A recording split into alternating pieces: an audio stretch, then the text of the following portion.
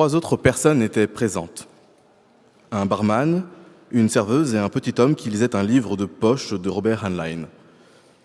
La serveuse avait terminé ses corvées et, installée à une table vide, mangeait des spaghettis. Elle avait les cheveux bruns. En la voyant de l'autre côté d'une rue assez large ou d'une nationale, on aurait pu la prendre pour Louise, son ex. Tiny s'approcha et s'assit. « Ça vous dirait de faire un tour en voiture avec moi ? En écoutant des cassettes ?»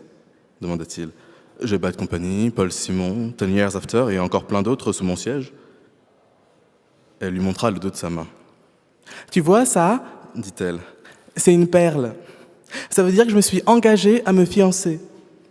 C'est marrant qu'il parle de Paul Simon. Mon petit copain, c'est Ron Schulz du groupe Vodka River. Ron Schulz m'a offert la perle.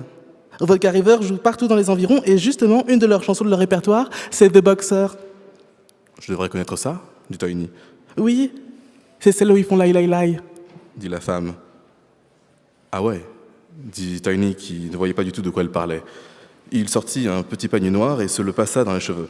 Sa main libre suivait le tracé du peigne pour bien lisser. « J'aime les femmes de votre taille, » dit-il. « C'est dommage parce que, comme j'ai dit, j'ai la perle au doigt, » dit la serveuse. « Mais c'est flatteur. La perle au doigt, c'est quand même pas pareil qu'être fiancée, mais je vais pas mettre en péril ce que j'avais avec Ron. » Elle s'essuia les lèvres avec une serviette en papier.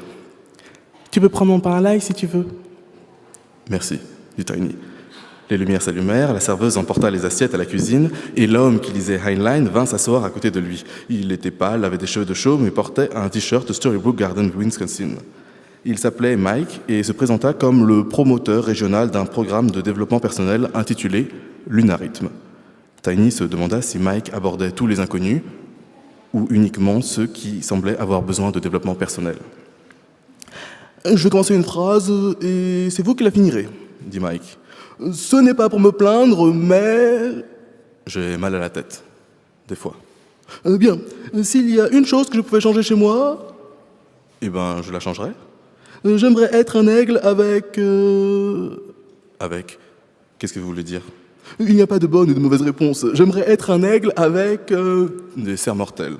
Très bien, serre mortelle, tout à fait, pourquoi pas. Je ne me considère pas comme un paumé et pourtant... J'avais paumé des trucs. Bon, ça se passe plutôt bien, dit Mike. Vos réponses indiquent qu'effectivement, un plan Lunarhythme vous ferait du bien.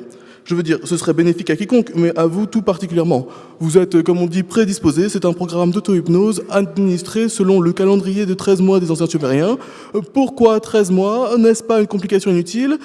Eh bien, pas vraiment. Je vais vous dire pourquoi. Laisse tomber, Mike, dit la serveuse, tout en remontant à la fermeture éclair d'un teddy noir et rouge. Est-ce que tu as dit que ça coûtait $600? C'est ce que ça coûte, $600 pour ces misérables fiches en carton. C'est ton opinion, ça, Brenda, dit Mike. J'ai pas $600, dit Tiny. Voilà, 3 voix en une.